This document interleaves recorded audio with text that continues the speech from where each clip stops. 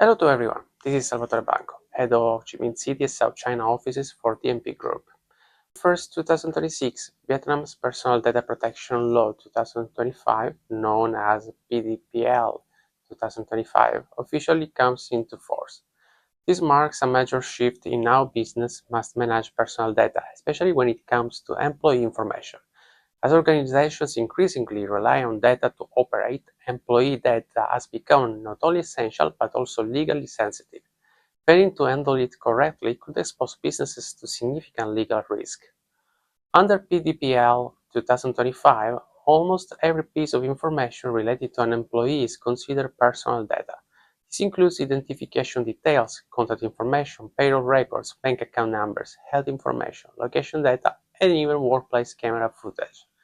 Because of this broad definition, businesses must clearly communicate with employees about what data they collect, why they collect it, how long they keep it, and what rights employees have over their information. Some types of data processing go even further and require explicit voluntary consent from employees.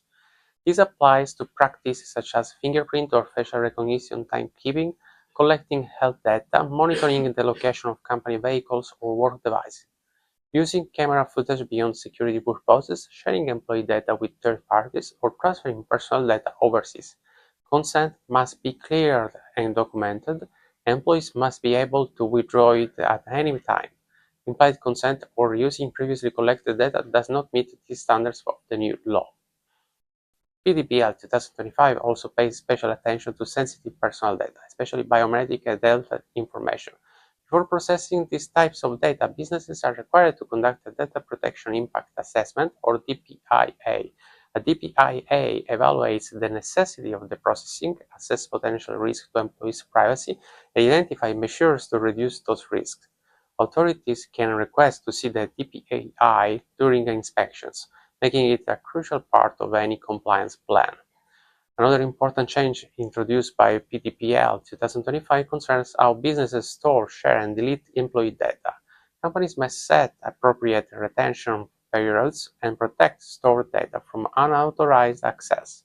Sharing employee data with third parties requires a valid legal basis or explicit consent.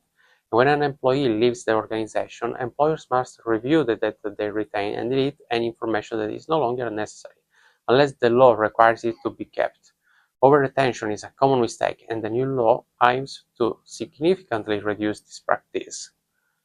PDPL 2025 creates a much stricter regulatory environment for handling employee information, and preparing now is key.